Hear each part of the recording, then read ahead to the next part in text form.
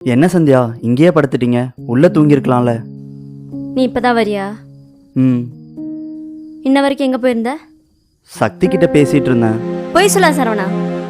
பிடிக்கலன்னா பிடிக்கலன்னு சொல்லு. அதை விட்டுட்டு இந்த மாதிரிலாம் பண்ணிட்டு இருக்காத. வீட்டில் ஒருத்தி தனியா இருப்பான்னு கொஞ்சமாவது யோசிச்சியா நீ? நான் ஒன்றும் அவ்வளோ தைரியமான பொண்ணுலாம் கிடையாது. சந்தியா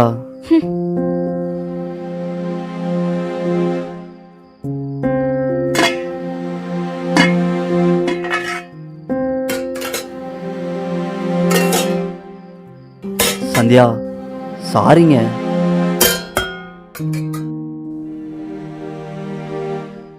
இல்லைங்க, நான் சாப்பிட்டு வந்துட்டேன்.